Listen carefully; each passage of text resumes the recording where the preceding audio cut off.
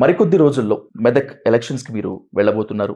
BJP తరపున అభ్యర్థిగా మీరు వెళ్తున్నారు. మిమ్మల్ని మీరు నమ్ముకొని వెళ్తున్నారా? లేకపోతే పార్టీ అధినాయకత్వాన్ని ఇంకా చెప్పాలంటే మోదీ, అమిత్ షాలను నమ్ముకొని వెళ్తున్నారా? సో ఒక పార్టీ ఒక అభ్యర్థిని చూసి బీఫామ్ ఇచ్చినప్పుడు అభ్యర్థి గుణగణాలు, అభ్యర్థి గెలుపు అవకాశాలు, అభ్యర్థి పార్టీకి ఉన్నటువంటి లాయాలిటీ, భవిష్యత్తులో పార్టీకి ఏ రకంగా ఉపయోగపడతాడు, ఇన్ని కోణాలను కలుపుకొని అభ్యర్థుల ఎంపిక జరుగుతుంది.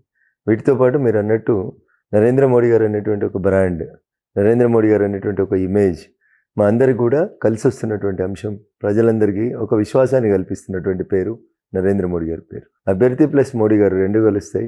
మోడీ గారి ప్రభంజనం ముందు మేమంతా కూడా వారికి చేయుతగా ఉండేందుకు దాంట్లోకి ముందుకు పోతా ఉన్నాం. ఒక దశలో మీరే అన్నారు, తెలంగాణలో అమిత్ షాని, మోదీని చూసి ఓట్లు వేస్తారా, నన్ను చూసి వేస్తారు అని. కానీ సో అంత కాన్ఫిడెన్స్ ఎక్కడి నుంచి వచ్చింది మీకు? సో రఘునందన్ రావు ఆ మాటలు అనలేదు.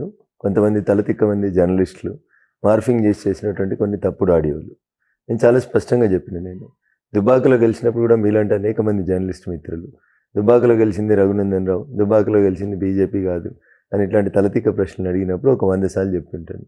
రఘునందన్ రావు వేరు, బీజేపీ వేరు కాదు. ఈ రెండింటిని వేరు వేరు చూడాలనుకోవడం మూర్ఖత్వం. రఘునందన్ రావు కమలం గుర్తు మీద భారతీయ జనతా పార్టీ అభ్యర్థిగా దుబాక ఉప ఎన్నిక గెలిచి వచ్చినాడు. ఇంత క్లారిటీగా చెప్పింది. మీరు చెప్పినట్లు ఉప ఎన్నికలో, ఆ దుబ్బాక ఉప ఎన్నికలో పార్టీ గెలిచింది, మీరు గెలిచారు.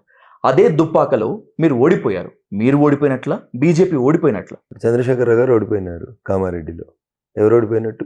పార్టీ అభ్యర్థి రెండు కలిస్తేనే పార్టీ ఉంటుంది. పార్టీ ఒకటే పోటీ చేయదు కదా. పార్టీ 119 స్థానాలలో పార్టీగా పోటీ చేయలేదు కదా. అందుకని పార్టీ అభ్యర్థుల్ని పెడుతుంది.